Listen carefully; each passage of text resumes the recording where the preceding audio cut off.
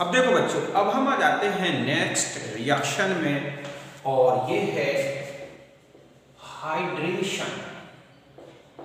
Hydration of alkenes. Okay, ऐसे ही हम hydration of alkynes को डिस्कस करेंगे। ओके, तो देखो हाइड्रेशन ऑफ एल्कीन्स का मतलब समझ गए बच्चों कि addition of water molecule, okay, with double bond of alkene, okay, कि जो एल्कीन है उसके डबल बॉन्ड पर एडिशन कराना है H2O का in the presence of protonic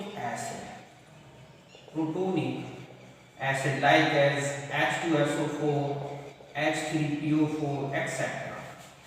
तो इन एसिड्स की प्रेजेंस में जब डबल बॉन्ड पर H2O का एडिशन होता है तो इसे हम बोलते हैं हाइड्रेशन ऑफ एल्कीन। ओके, तो ये है इस तरह से C double bond C plus H2O, यहां हमने लिया H2SO4, तो यहां पर OH सपोज और यहां पर H।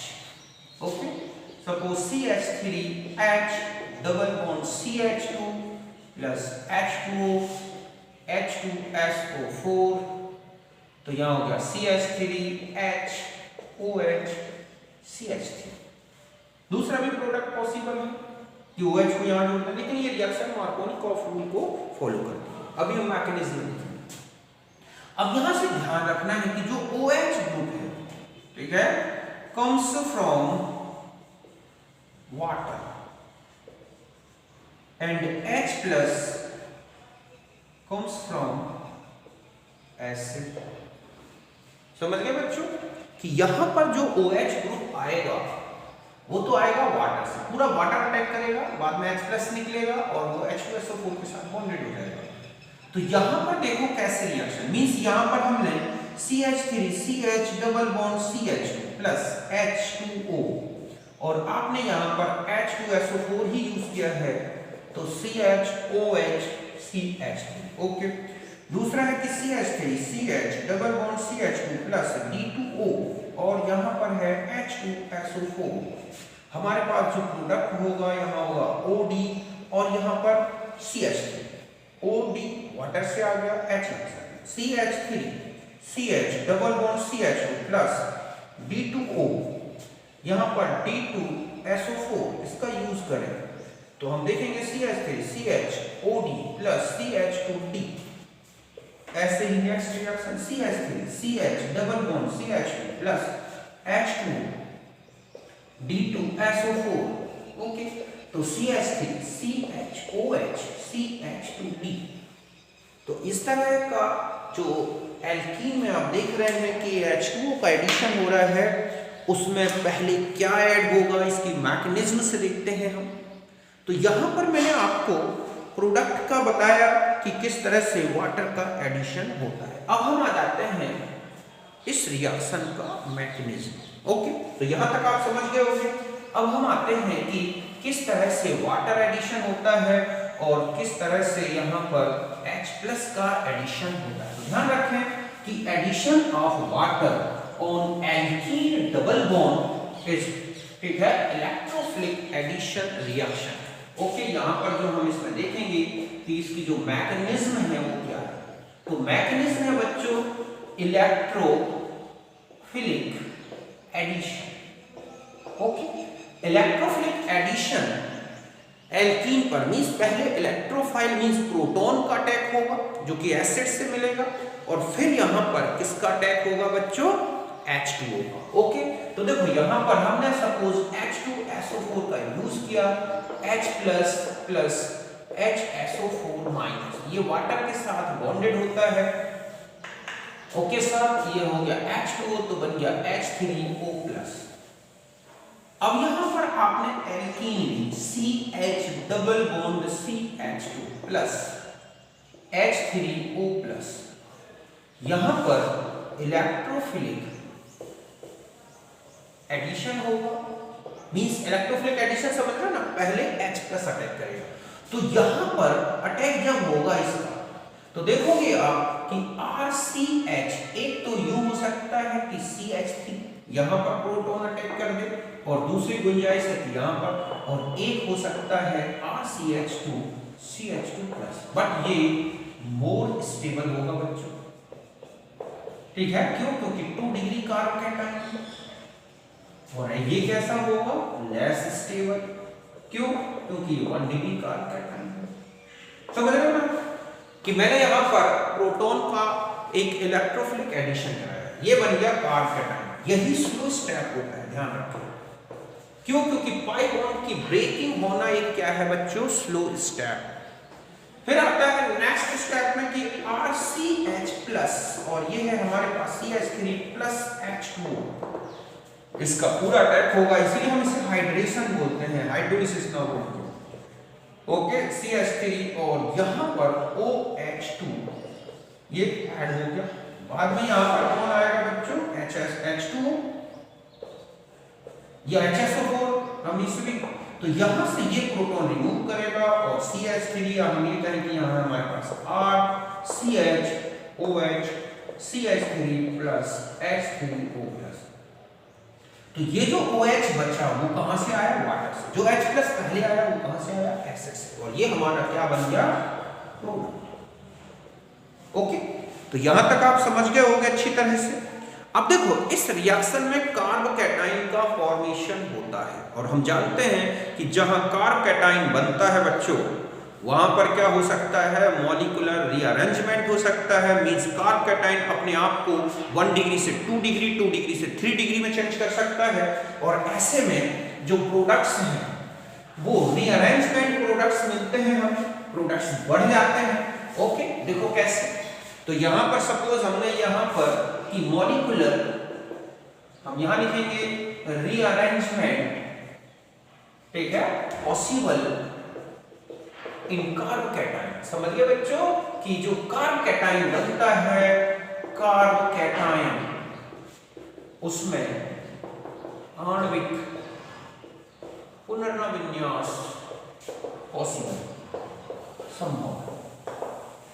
देखो कैसे, यहां पर सपोज आपके पास है CH3 CH3H CH double bond CH, यहां पर आया H3O+, इसने इस पे इलेक्ट्रोफिलिक अटैक किया।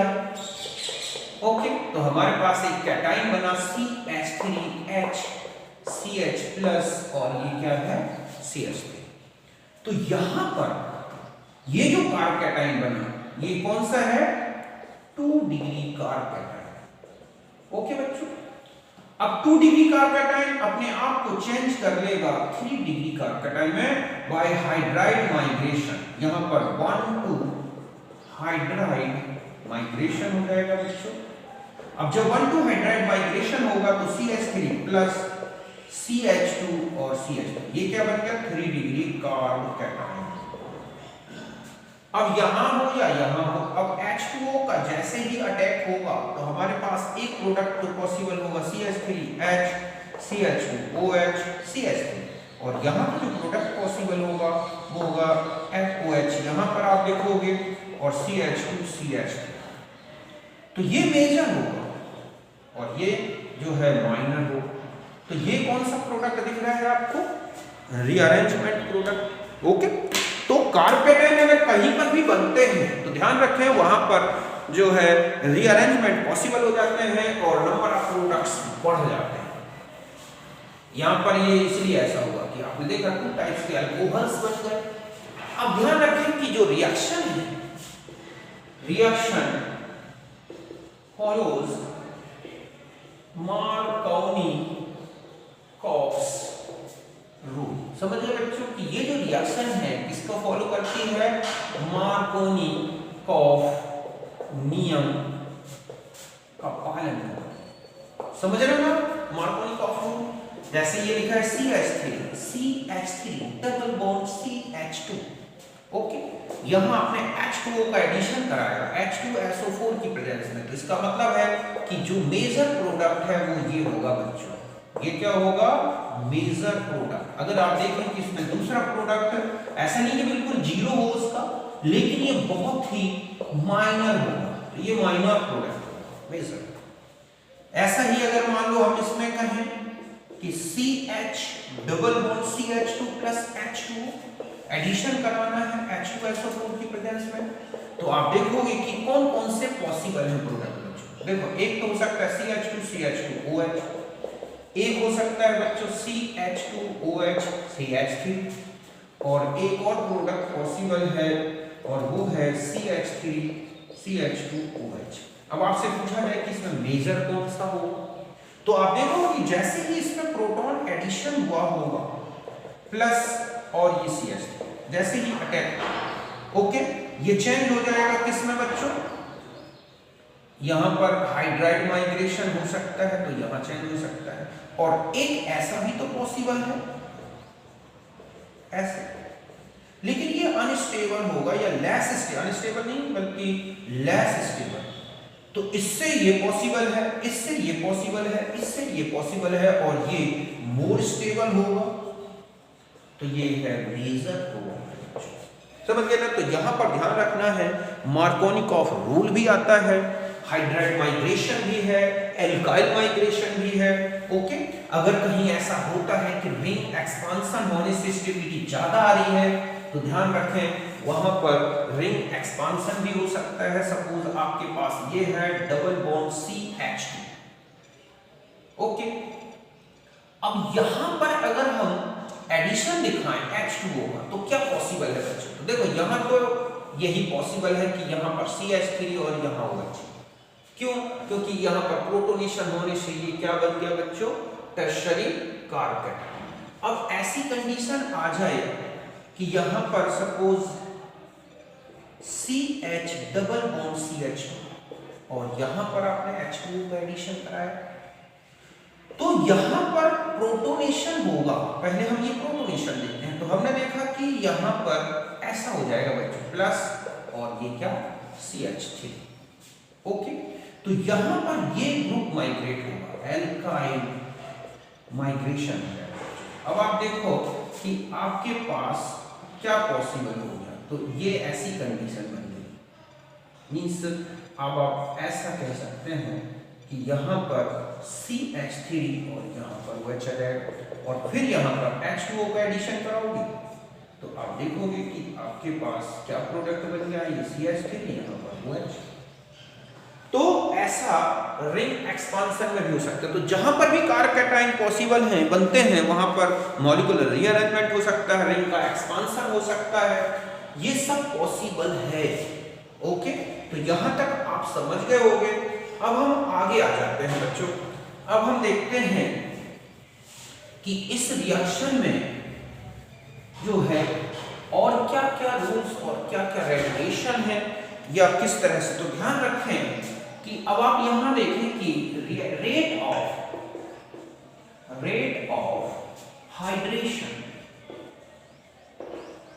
Directly proportional to the stability of carbocation. ध्यान रखें कि कार्बोकैटायन जितना ज्यादा स्टेबल होगा, रिएक्शन उतनी फास्ट होगी और उतना ही ज्यादा उस प्रोडक्ट का क्या होगा, फॉर्मेशन होगा। तो क्यों, क्योंकि आपको ध्यान है कि जो इलेक्ट्रोफिलिक एडिशन है, ठीक है, इलेक्ट्रोफिलिक एडिशन रेट जो है बच्चों वो डायरेक्टली प्रोपोर्शनल होता है स्टेबिलिटी ऑफ कार्बोकैटायन, ओके। जो तो यहां पर देखो, यहां पर CH2 डबल बॉन्ड CH2, इससे ज्यादा जो है रिएक्शन फास्ट इसमें होगी बच्चों। और आगे आ जाए CH3 CH डबल बॉन्ड और यहां हो, इससे ज्यादा फास्ट होगी CH3 डबल बॉन्ड CH2। ऐसा क्यों, क्योंकि अगर हम यहां देखें, यहां पर अगर प्रोटॉन ऐड होगा तो यहां कार्बोकैटायन, यहां कार्बोकैटायन, यहां प्रोटॉन, तो यहां तो एक सेकेंडरी कार्बोकैटायन बनेगा।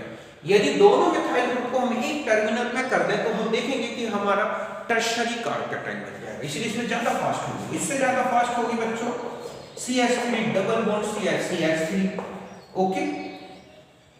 ऐसे और इससे ज्यादा फास्ट होगी CH3 डबल बॉन्ड CH3। अगर हम एक प्योर एल्कीन की बात करें, सीधा सा है कि इलेक्ट्रॉन रिलीजिंग ग्रुप, तो यहां पर आप देखोगे अल्फा, अगर आप देखें कि अल्फा CH कितने हो गए 3 6 12, तो ये 12 है। तो यहाँ पर हाइपर कॉन्जुगेशन भी है, प्लस हाइपर कॉन्जुगेशन। यहाँ पर आप देखो इंडक्टिव इफेक्ट भी है, हाइपर कॉन्जुगेशन भी है, यहाँ पर भी ऐसा ही है।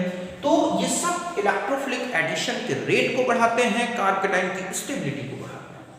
अब ऐसा कोई एल्कीन आ जाए जिसमें इलेक्ट्रॉन विड्रॉविंग ग्रुप हो, तो ध्यान रखें कि रेट ऑफ रिएक्शन डिक्रीज होगा। मतलब आपको ऐसा देखना है कि यहाँ पर ये है डबल बॉन्ड और ये है सपोज CH2, यहाँ पर इलेक्ट्रॉन रिलीजिंग ग्रुप हो। Electron releasing group means alkyl group है, ओके। इसके अलावा OH है, NH2 है, ओके, OR है, SR है, NHR2 है। इस तरह के अगर ग्रुप हैं बच्चों, तो इसका रेट ध्यान रखें इससे कहीं ज्यादा होगा CH डबल बॉन्ड CH। और इनका जहां इलेक्ट्रॉन विड्रॉविंग ग्रुप आ गए, ओके, जैसे कि यहां पर इलेक्ट्रॉन विड्रॉविंग ग्रुप है, जैसे NO2 है, CHO है, COOH है, SO3H है, COX है, COR है, CONH2 है। अगर ये ग्रुप आ गए तो रेट ऑफ रिएक्शन या हाइड्रेशन जो रेट है, ये है हाइड्रेशन का रेट। इसके अलावा आप देखोगे conjugation also increase the rate of, ठीक है। और यहां पर कॉन्जुगेशन की बात की गई हो, जैसे CH3 CH2 CH double bond CH, इससे ज्यादा रेट होगा CH2 CH CH double bond CH। क्यों? क्योंकि कार्बोकेटाइन की स्टेबिलिटी बढ़ेगी। तो ये हो गया इसमें। जस्ट ऐसा ही अगर आप इसमें चले गए बेंजीन रिंग में, अगर वहां पर आप हाइड्रेशन की बात की गई हो कि यहां पर ऐसा हो कि ये है CH double bond CH2, okay. यहां पर इलेक्ट्रॉन रिलीजिंग ग्रुप हो बच्चों। सपोज इलेक्ट्रॉन रिलीजिंग ग्रुप का मतलब ये हुआ कि यहां पर सपोज आपके पास CH डबल बॉन्ड CH2 और यहां CH3 है, इससे ज्यादा रेट होगा। आप देखोगे कि CH डबल बॉन्ड CH2 और यहाँ पर क्या OR लगा है, तो ये रेट होगा। अगर इलेक्ट्रॉन रिलीजिंग ग्रुप है, मींस हम यहाँ पर अगर कंपेयर करें कि ये है हमारे पास CH डबल बॉन्ड CH2, तो इनमें रेट ज्यादा होगा। यहाँ पर आप CH2 डबल बॉन्ड CH, ये जो है इनका रेट, हाइड्रेशन का रेट, यहाँ पर CH डबल बॉन्ड CH2 और यहाँ इलेक्ट्रॉन विड्रॉविंग ग्रुप लगा दिया, यहाँ रिलीजिंग थे जो अभी आपको मैंने बताए हैं, तो ये रेट इससे कहीं ज्यादा फास्ट इसमें होगा। सपोज ये NO2 लगाते हैं इस तरह के ग्रुप, तो एल्कीन के हाइड्रेशन में ये इफेक्ट पड़ेगा कि ये ग्रुप जो है रेट ऑफ एड, क्यों? क्योंकि ये ग्रुप ऐसे हैं जो कार्बोकेटाइन की स्टेबिलिटी को बिल्कुल कम कर देंगे। ये ऑलरेडी कार्बोकेटाइन अनस्टेबल है, ऊपर से और इलेक्ट्रॉन विड्रॉविंग ग्रुप लगा दोगे तो और ज्यादा पॉजिटिव चार्ज ला देंगे, ऐसे वो बनेगा ही नहीं कार्बोकेटाइन। तो जितना ज्यादा इलेक्ट्रॉन रिलीजिंग नेचर होगा ग्रुप में, डबल बॉन्ड से जुड़े हुए ग्रुप में, ध्यान रखें, उतना अच्छा वहां पर क्या होगा, एल्कीन का हाइड्रेशन रेट होगा। तो यहां पर ये इफेक्ट पड़ता है एल्कीन के इलेक्ट्रोफिलिक एडिशन में या इसके रेट में, ओके। तो यहां तक आप अच्छी तरह से समझ गए होंगे। मैंने और बताया, देखो, और अगर मान लो आपसे पूछा जाए कि ये लिखा है CH3 CH double bond CH, एक यहां पर मैं ऐसा ले लूं CH डबल बॉन्ड CH, ठीक है, एक यहां पर मैं ले लूं CH की जगह यहां पर CH3 डबल बॉन्ड CH2, और एक यहां पर ली जाए यहां पर ऐसा, ओके, और डबल बॉन्ड CH2। अब मैं कहूं मैं रेट बताऊं, तो आपको पता है कि इनके जो कार्बोकेटाइन बनते हैं बहुत ही ज्यादा स्टेबल कार्बोकेटाइन होते हैं, तो इनका रेट ये होगा हाइड्रेशन का, ओके। तो जितना ज्यादा स्टेबल कार्बोकेटाइन होगा बच्चों, आपको ध्यान रखना है वहां पर उतना ही ज्यादा हाइड्रेशन होगा, ओके। यहां तक तो मैंने आपको बता दी। इसके अलावा आप देखो कि ये रिएक्शन किस तरह की है। अब आप देखोगे कि जो हाइड्रेशन है, हाइड्रेशन जो होता है बच्चों, हाइड्रेशन इज रीजियो सिलेक्टिव। ये तो समझते हो ना आप, रीजियो सिलेक्टिव समझ गए बच्चों। कि इसमें जो है वन प्रोडक्ट जो है कैसा होता है, मेजर, और वन जो प्रोडक्ट है आप देखते हैं वो क्या है, माइनर। ध्यान से सुने, अगर कोई रिएक्शन ऐसी होती है जिसमें 2 प्रोडक्ट्स पॉसिबल हैं या 3 प्रोडक्ट्स और एक पॉसिबल ज्यादा मेजर बनता है बाकी माइनर, तो इनको बोलते हैं रेशियो सेलेक्टिव रिएक्शन। समझ गए बच्चों? ऐसी अभिक्रिया जिसमें एक उत्पाद ज्यादा और एक कम बने तो स्थान चयनात्मक है। अभी आपने देखा कि ये है CH3 double bond CH2 plus H2, तो आपने देखा CH3OH CH3 प्लस CH3H, ठीक है, CH2OH, तो ये मेजर है। तो हम इसे कहेंगे जब 2 स्ट्रक्चरल आइसोमर्स बन रहे हो और एक ज्यादा और एक कम, तो इसको बोलते हैं रेशियो सेलेक्टिव। तो ये रेशियो सेलेक्टिव है। इसके अलावा आप देखो, अगर हाइड्रेशन किसी ऐसे एल्कीन में होता है बच्चों, ओके, जिसमें क्या हो, एक ऑप्टिकल आइसोमर्स बन रहे हो, तब वो रिएक्शन एक रेसिमाइजेशन शो करेगी। ऐसा क्यों? क्योंकि इसमें जैसे मान लो हमने यहाँ लिया CH, यहाँ ले लिया CH3 डबल बॉन्ड, और ये है यहाँ पर आप H है और यहाँ है CH। अब यहाँ पर जब हम हाइड्रेशन कराएंगे तो आप देखोगे कि यहाँ पर जो ये बनेगा कार्बोकैटायन C2H5, ओके, यहाँ है H और यहाँ पर है आपके पास CH3 पॉजिटिव चार्ज है, ओके। तो यहाँ पर जो H2 है वो यहाँ से भी अटैक कर सकता है, H2O यहाँ से भी अटैक कर सकता है। ऐसे में आप देखोगे कि 2 पॉसिबिलिटीज होगी कि यहाँ पर एक H और OH और CH3। तो दूसरा प्रोडक्ट क्या पॉसिबल है बच्चों? ऐसा कि OH यहाँ CH3, तो ये क्या होंगे, मिरर इमेज होंगे। मींस ये क्या है आपके पास, यहाँ क्या बन जाएगा, रासायनिक मिक्सचर। तो ये रिएक्शन क्या कहलाएगी, रेशिमाइजेशन। तो हाइड्रेशन अगर रिएक्शन में कोई ऐसा, ठीक है, ग्रुप आ जाता है जिससे एल्कीन के हाइड्रेशन के बाद वो एक सिमेट्रिक कार्बन प्रोड्यूस हो जाए, तो ध्यान रखें ये रिएक्शन अब कैसी हो गई, स्टीरियो सिलेक्टिव। और चूंकि यहाँ पर रेसिमिक मिक्सचर बन रहा है तो यहाँ रेसिमाइजेशन होगा। हम इसे स्टीरियो सिलेक्टिव नहीं कह सकते, ये एक रेसिमिक मिक्सचर। क्यों? क्योंकि इसमें एक प्रोडक्ट कम और एक प्रोडक्ट ज्यादा बन रहा है। समझ गए ना? तो एल्कीन के हाइड्रेशन से रिलेटेड मैंने वो सारे पॉइंट्स बताए जिन्हें आप ध्यान रखना है। अब मैं कुछ इंपॉर्टेंट रिएक्शंस दे रहा हूं जिन्हें आपको कंप्लीट करना है।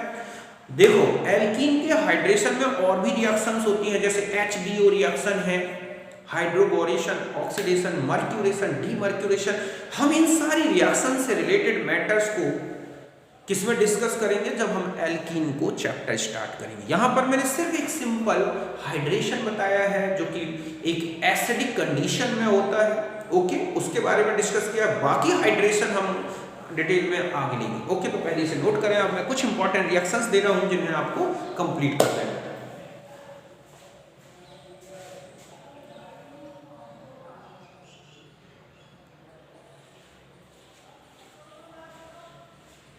अब देखो बच्चों, मैंने कुछ एल्कीन हाइड्रेशन से रिलेटेड ये रिएक्शंस लिखी हैं, आप इनको कंप्लीट करो, ओके। मैं जरा सा हिंट दे दूं, यहाँ पर जब आप करोगे तो यहाँ ध्यान रखना है कार्बोकैटायन की स्टेबिलिटी का। जो ज्यादा स्टेबल है वहां पर OH जोड़ना है, जस्ट ऐसा है, यहाँ पर रखना है, यहाँ पर। अब यहाँ देखो D2O मैंने यूज किया है, H2SO4। जब यहाँ पर H2O D2O, तो आपको H और OH का एडिशन में ध्यान रखना है। यहाँ H2O को H2SO4, तो यहाँ रिंग एक्सपांशन करा देना है, यहाँ नहीं होगा, यहाँ पर भी रिंग एक्सपांशन होगा। यहाँ पर आपको हाइड्राइड माइग्रेशन का ध्यान रखना है या एल्काइड माइग्रेशन, ऐसा ही हाइड्राइड माइग्रेशन यहाँ ध्यान रखना है, इसमें भी हाइड्राइड माइग्रेशन रखना है। यहाँ पर चले जाए तो आपको ध्यान रखना है कि कौन सा कार्बोकैटायन ज्यादा स्टेबल है और किस कंडीशन में OH ऐड करना है, जस्ट यहाँ पर भी ऐसा ही। ये सब हाइड्राइड एल्काइड माइग्रेशन या फिनाइल माइग्रेशन से रिलेटेड रिएक्शंस हैं। इस बेस पर आपको H2O का एडिशन कराना है, ओके। तो ये थी हमारी कुछ रिएक्शंस जिन्हें हमें कंप्लीट करना है। तो ये मैंने दिखाया आपको कौन सा चैप्टर, एल्कीन का हाइड्रेशन। इसके अलावा हम एल्काइन का हाइड्रेशन भी नेक्स्ट में लेंगे, जिसमें हम एल्काइन की हाइड्रेशन की मैकेनिज्म, एल्काइन जो हाइड्रेशन है वो इलेक्ट्रोफाइल है या न्यूक्लियोफिलिक एडिशन है, इसके बारे में भी हम डिस्कस करेंगे। ध्यान रखें, एल्कीन का हाइड्रेशन एक इलेक्ट्रोफिलिक एडिशन रिएक्शन है, जब हम एल्काइन में आएंगे तो हम इसी बात पे आगे डिस्कस करेंगे। ओके, तो मिलते हैं नेक्स्ट वीडियो में, तब तक के लिए आपको नमस्कार, बाय, थैंक यू।